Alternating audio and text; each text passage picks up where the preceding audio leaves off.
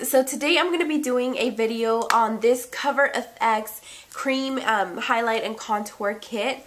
But first of all, let me start off by saying that I am a little bit congested, so excuse the nasty voice, and I can't remember, but I might be sucking on some cough drops throughout the video. I'm not sure if I did or not. Okay, so I really don't know how to start off by telling you how much I love this palette, but basically what sold me is that when I was online looking at, you know, like whatever was new, this popped up, and whenever I clicked on it and started, you know, reading all about the product and all that, I noticed that it had a lot of different shades, not just one shade like most companies are doing nowadays, just one shade fits all, which I totally disagree with.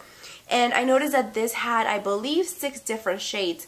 Not only 6 different shades, but they also come in different undertones, which is very, very important. So to be a little bit more specific, I have all the shades right here on my phone, and I'm going to just quickly read them out to you so you know what I'm talking about. So the first shade that's posted right here is called Medium, and that's for people that have obviously medium skin, toned skin with neutral undertones. The next shade is Light Medium G, which is, the G stands for golden undertones, and that is the one that I picked up. It looks like this, comes with a mirror, and I also like that if you're not like a pro at contouring, I actually just started contouring with creams once I found this palette, because I literally have tried so many cream liquid products to, you know, underpaint with, and I have never liked anything more than I love this right here. This is actually the first thing I actually really like to do this technique with. And that is basically the main reason why I never recorded a underpainting video, just because I was not comfortable, you know, using products that I just wasn't happy with. I didn't really believe that worked for this type of method. But I am doing one now because I do believe in this product and I love it so much. So like I was saying, it comes with a little flyer right here that shows you where you would contour and highlight. So in case you were wondering where you're supposed to put shade number 1, 2, 3, or 4, it shows you right here. Okay, so the next shade is called Medium Deep G. So it's for someone that has medium to deep skin with golden undertones. Next one is Light Medium Pink, which is basically the one that I have, but instead of having gold undertones, you would have more pink undertones, so that would be the contour shade for you. And then the next one is Light Neutral, which is the one that I was originally going to get, but whenever I was playing with it in the store, the pink was actually showing up too orange on my skin, so that's when I knew that I had to get the Light Medium G. So I would suggest play with it in the store first, or, you know, ask a Sephora representative to help you out, you know, just to get the perfect shade and undertone for you. The last one is for deep skin with neutral undertones, and I love the fact that they didn't do a cool tone for deep skin, because usually cool colors on deeper skin, especially if you're highlighting or contouring, it tends to show up a little bit ashy, so that's a plus. And before I forget, this retails at Sephora, just at Sephora, because it does say on the website, okay, that it's exclusive to Sephora. It retails for $48. Okay, so this is the box, and I'm going to read a little bit of what the box says.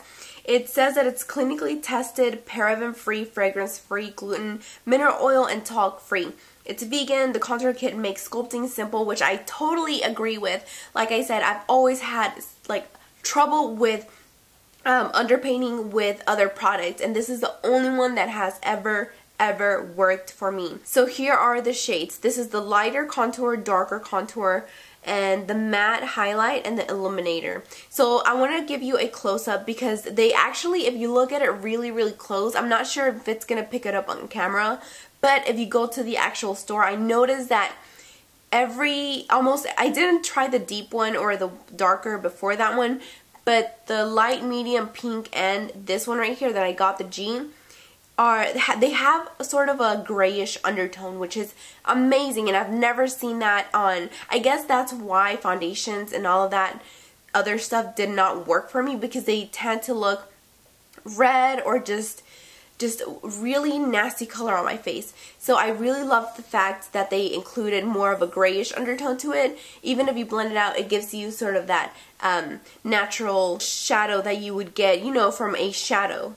If you look at the very corners around the perimeter of this, of both of the contours, you can see the actual shade. When you first open it, it does look yellow, but once you actually swatch it, it has sort of this cool, very pretty grayish undertone. The difference between underpainting and contouring, one is cream and one is powder. The cream formula is going to give you a more seamless, more natural sort of contour and highlight, and the powder you can always build up more. You can always build it up with a cream, but because it blends easier, it's just going to give you more of that HD sort of finish, more of that photoshopped type of look, airbrush, whatever you want to call it, more professional basically. Okay, so let's go ahead and start the demo.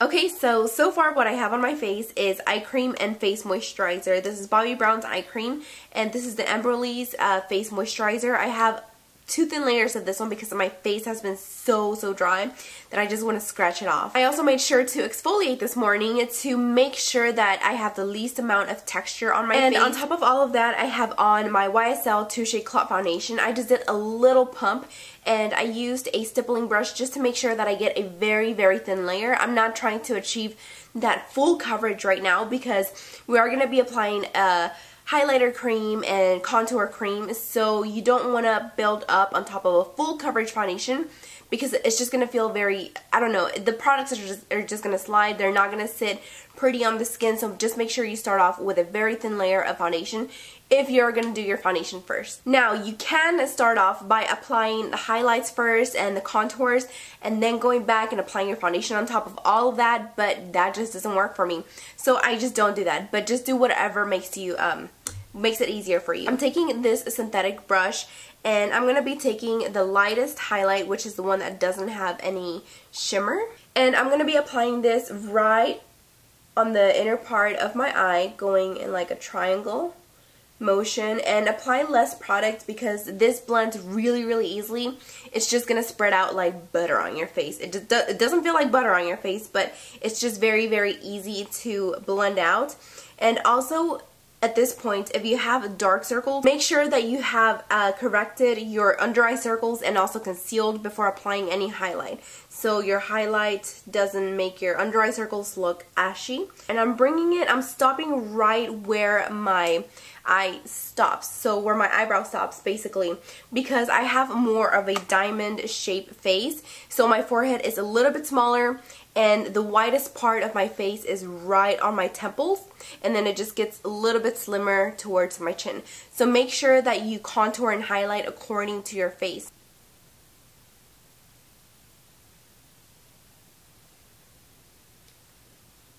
So I'm going to highlight right down the bridge of my nose. I'm stopping about halfway, and I'm also going to highlight right, this is like my little guide, like towards the middle of my chin.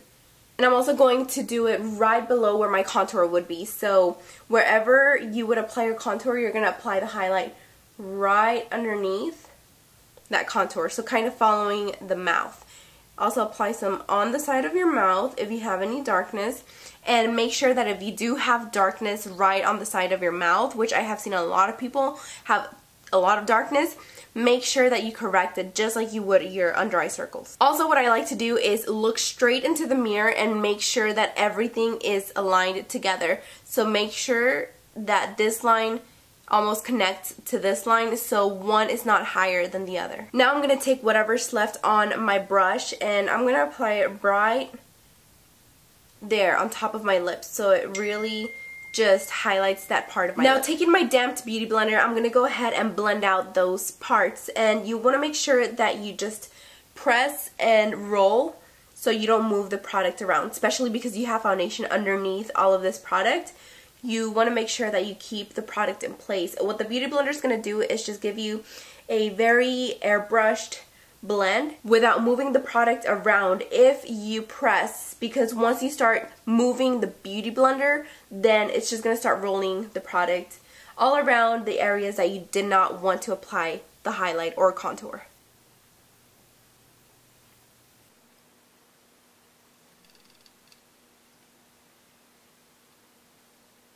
Okay, now that I have blended my highlight shades and have them where I want them to be, I'm going to be applying my contour shades. And the contour shades I'm going to be applying on the areas that I want to recede, or as I like to explain it to my clients, is the areas that you wish you could basically cut off from your face, if that makes sense. So I'm going to go ahead and take the exact same brush I applied my highlight with, and taking the darkest contour shade, which is shade number 4. So for example, my forehead is not big whatsoever, but my little hairs right here make my forehead look shorter going this way, which makes my forehead look taller, if that makes sense. So what I'm going to do to balance things out is I'm just going to be applying a little bit of the contour shade right on top, right there. Okay, so for my nose, I'm going to be contouring the sides on the tip of my nose because that's the widest part of my nose. If you have a nose that's wide all the way going up, then go ahead and do it all the way going down, if that makes sense. But if I were to do that, then I'm not going to change the shape of my nose, and that's what I'm trying to do. So I'm going to go ahead and just cut that section and cut that section, okay? And for my cheeks, I'm basically going to go on top of that highlight, and you kind of can already see a little shadow right there. You see the highlight, so right above that. And if you don't know where the hollow of your cheek is, what I like to do on my clients is actually take my thumb and press, and you're basically going to feel the hollow of your cheek. So I'm going to go ahead and start from here and stop about halfway, and whatever's left, I'm going to lightly bring it upwards, because like I said, I have more of a diamond face shape, and I'm trying to, you can already see a little bit of a difference. If I'm trying to cut this part of my face to make it more oval, you can see that this part of my face is a lot wider. So I'm going to go ahead and do that on the other side. Whatever's left, I'm going to be applying it right underneath my lip, because this is going to create the illusion of a shadow being there. And usually when someone has a naturally full bottom lip, it creates a shadow right underneath their lip. And right here, below the highlights. So whenever you contour, also remember that it's more of a pattern. So you contour, highlight, you would contour right here, which is what I'm going to do, but that's whenever I blend this other contour up, and then highlight, and then contour, and then highlight, and then contour. So if that helps any, think of it as that. Now I'm going to go ahead and take my Beauty Blender one more time, and with the other side of the Beauty Blender, I'm going to go ahead and press and roll motions on top of the contour. Sometimes I feel like the Beauty Blender is a little bit too big, so if you have a smaller face, or if you just don't feel like the Beauty Blender works for you, go ahead and try blending it with a brush first, and then go back with the Beauty Blender and go over just everything to make sure that it's nice and flat on your face.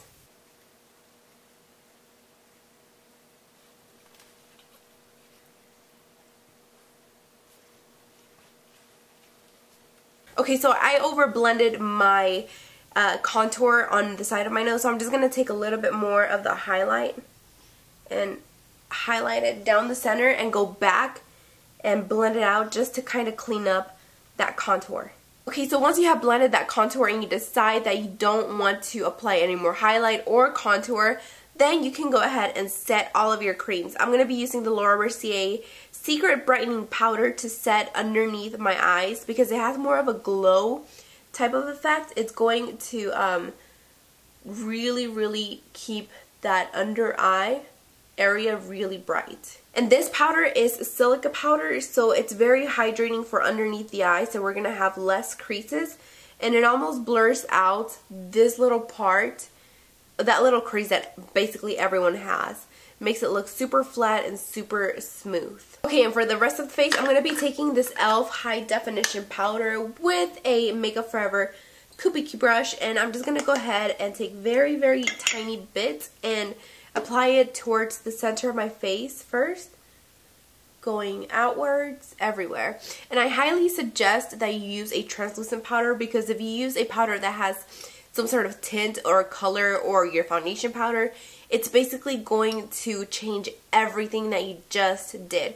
So it's really important that you set it with a translucent powder. And then after this, you can definitely go ahead and go back and use colored powders. So if you want your highlight to be brighter, go ahead and take like the Anastasia palette or any contour palette that you have and apply a highlight shade.